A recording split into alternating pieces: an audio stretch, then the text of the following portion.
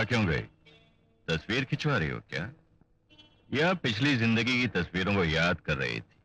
अरे अपना सगा पति और सगी बेटी होने के बावजूद ये लावारिस बेसहारों की तरह जिंदगी गुजार रही हो। पुरानी यादें तो सताएंगी ही। मेरी मेरी बच्ची कैसी है? अच्छी है, बिल्कुल अच्छी है, मगर तुम्हारा छोड़ा हुआ पति, ये हाल है उसका। अरे होना तो ये चाहिए था कि इतनी बड़ी जज का पति होने के नाते तुम्हारे आलीशान बंगले में रहता, तुम्हारी गाड़ी में तुम्हारे साथ ठाठ से बैठकर ऐशो आराम की जिंदगी जीता। मगर देखो, पुराने कपड़े पहनकर सस्ती सी सिगरेट पीकर जिंदगी काट रहा हूं। मेरी बच्ची कहाँ है? तुम्हारे साय से बहुत दूर है। उससे मिलने को मन करता है ना?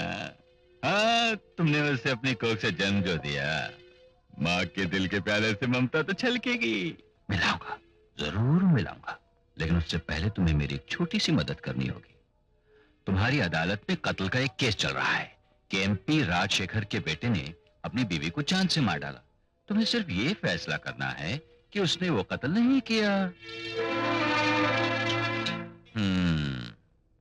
तुम्हारी मांग में ये चमकता हुआ सिंदूर, तुम्हारे जिस्म पर यह खूबसूरत रंगीन साड़ी आज इसलिए है कि तुम्हारा पति यानी कि मैं अभी जिंदा है।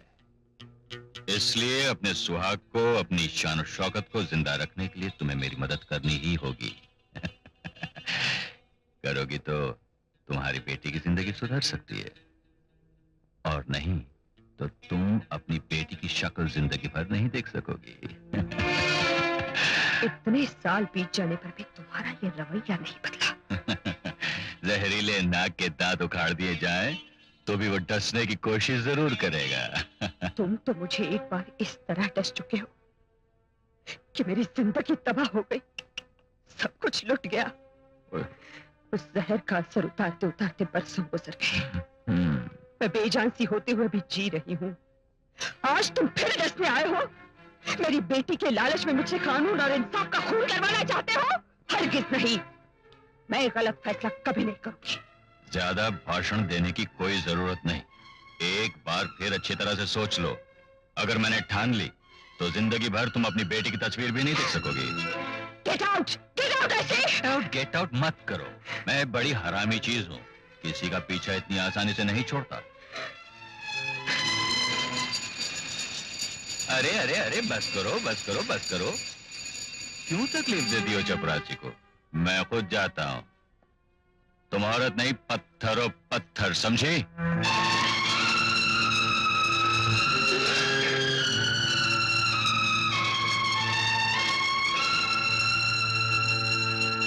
मैंने तुझे क्या करने के लिए भेजा था और तू क्या करके चला आया? मैंने तुझे मामला सुलझाने के लिए भेजा था और तूने जज को भड़काकर मामले को और भी उलझा दिया। एक बात बताओ मदन बाबू, तुम्हारी पत्नी ने तुमको छोड़ा क्यों यार? अरे इस वक्त ये बात पूछने की है क्या? जिस तरह तेरी पत्नी ने तेरी टांग तोड़ दी, उसी तरह इसकी पत्नी ने इसको छोड़ दिया है। ये सब अपोजिशन वालों की उड़ाई हुई बातें हैं। अब आप भी इस पे विश्वास करते हैं तो मेरे सीने में सुइयां चुभने लगती हैं। मेरी टांग मेरी पत्नी ने तोड़ी थी। मेरी टांग तो आजादी की जंग लड़ते हुए टूटी थी। अरे जा जा, मुझसे बंडल मत फेंक, मैं तेरे को अच्छी तरह जानता हूँ। आजादी की लड़ाई के वक्त तू दारू की दुकान के सामने सीख कबाब बनाया करता था, मैं भूला नहीं। और मैं भूल गया हूँ क्या? तुम भी चड्डी बनियान पहन के उसी दारू की दुकान में चना बेचा करते थे। हाँ। खामोश, मैं मुसीबत में फंसा हुआ हूँ और तुम हिस्ट्री दोहरा रहे हो। अरे घबरा मत, मैं तुम्हें एक ऐसे आदमी से मिलाऊंगा जो तुम्हारी सारी मुसीबतें दूर कर देगा। कौन है वो? आपसे भी ज्यादा लुच्चा। नाम क्या? King Kong.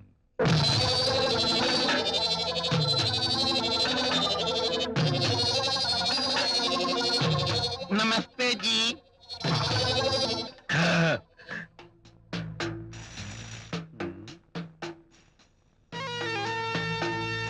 ये आंखें फाड़ फाड़ के तुम लोग अपन को क्या देख रहा है? अजी कुछ नहीं, हम तो समझे थे कि किंग कॉन्ग 7 फुट का आदमी होगा, 400 केजी वजन, 80 इंच की छाती, मोटे मोटे दंत और बड़ी बड़ी मूछें, लेकिन आप तो बिल्कुल दुबले पतले निकले। पतली तो तलवार भी होती है, लेकिन जब मयान से बाहर निकलती है तो दूसरे की गर्दन काट के ही वापस अंदर जाती है। ये अड्डा अपुन का मयान है और अपुन इसकी तलवार है। लेकिन जब अपन बाहर निकलता है तो दूसरा सीधा कब्रिस्तान पहुंच जाता है।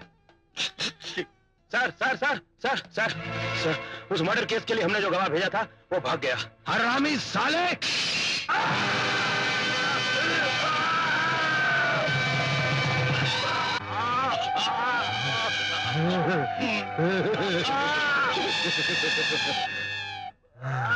थोड़ी तो तमीज होनी चाहिए ना। जब दो बड़े आदमी आपस में बात कर रहे थे तो कुत्ते की तरह बीच में आके बकबक करने लगा। ए साले जान! आया भाईजान।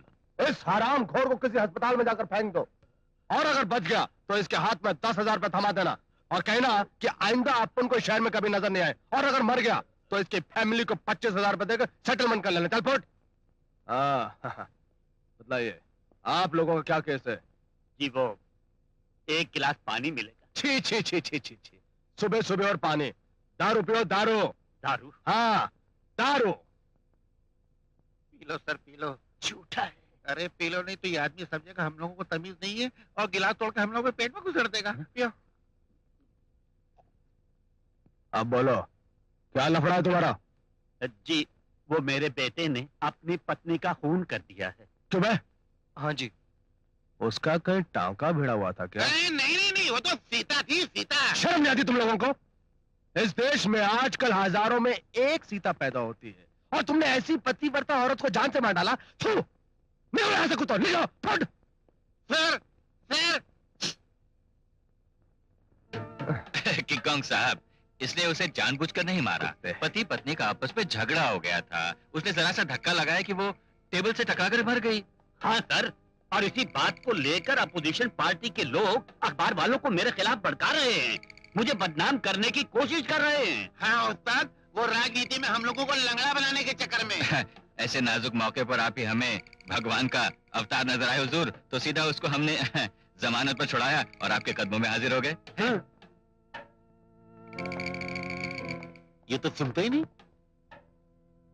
ए ढक्कन! आइए आइए आइए। अपन तुम्हारा केस टेकअप करता है। हाँ, जी जी सर, हमें बड़ी खुशी हुई। अब आप बाहर चलकर उस जज से मिलकर हमारा मामला सुलझा दीजिए। बाहर? अपन अगर बाहर निकलेगा तो कयामत हो जाएगी। या तो अपन का मर्डर हो जाएगा, नहीं तो सामने वाले का मर्डर हो जाएगा। मर्डर्स, ऑल मर्डर्स, खूनम खून लालम लाल। लेकिन सर हमारे केस का क्या होगा? अरे ये कहते अपन के ऊपर छोड़ो तुम। ए साले जा। आया भाईजान। जरा वो रावण के औलाद को लेकर आओ।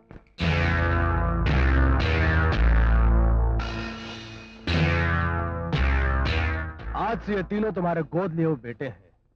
इनका खाना पीना सोना होना सब तुम्हारे ऊपर। मगर ये पनिशमेंट कैसी? पनिशमेंट नहीं, सेटलमेंट। वो जज खुद तुम्हारे बेटे को लेकर तुम्हारे घर पर आएगी और बोलेगी, एमपी साहब ये लो तुम्हारा बेटा, केस खलास, फिनिश। और अब तुम लोग बेफिक्र होकर यहाँ से फूट लो। हे, कौन हो तुम? क्या नाम है तुम्हारा? अरे देखो, मैं जज सुमित्रा देवी का भाई हूँ, मुझसे शर्माने की कोई जरूरत नहीं है। बताओ ना क्या नाम है तुम्हारा? अरे ये बेचारी क्या नाम बताएगी? गूंगी है, भगवान ने इसे सब कुछ दिया पर आवाज देना भूल गया। ये यतीम और गरीब है, इसीलिए तुम्हारी दीदी ने इसे काम पर रख लिया।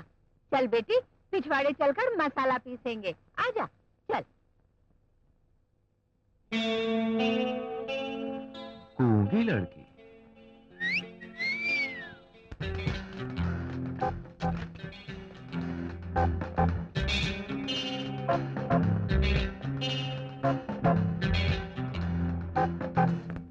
इस बार दिवाली के कपड़ों ने मेरा तो दीवाला निकाल दिया।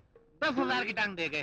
अजी अपने बीवी बच्चों के लिए तो खर्च किया है, किसी और के लिए नहीं। मुझे उस बात का दुख नहीं है, दुख है तो इस बात का कि जब मैं एमएलए था तो सब कुछ मुफ्त में मिल जाया करता था, कोई चीज खरीदनी नहीं पड़ती थी। अब सब कुछ खरीदना पड़ रहा है। कुर्सी भी टांग दे गई। जा तू पानी लेकर आ।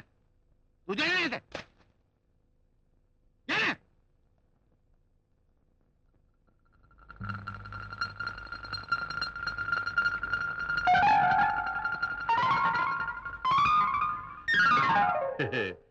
बेचारा दुकान वाला मुझे शरीफ समझा, मैंने उसको 1,000 रुपए की टांग दे दी।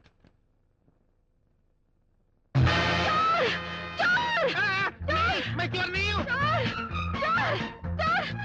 कौन है? मैं आ रहा हूँ, अभी आया, आ रहा हूँ रे। कौन है? ये सुनते हो? रसोई में कोई चोर छिपा है।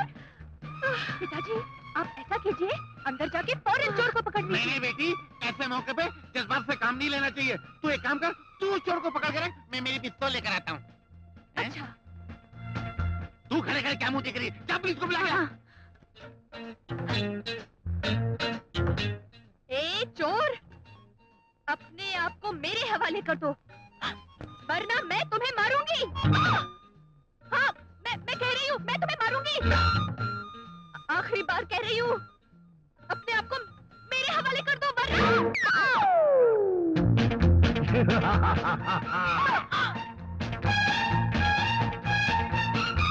चोर मिल गया? मिल गया पिताजी। क्या कर रहा है? मुझे लूट रहा है। ऐसे कैसे हो सकता है? ये घर लूट सकता है, मगर तुझे कोई नहीं लूट सकता। मैं आ रहा हूँ।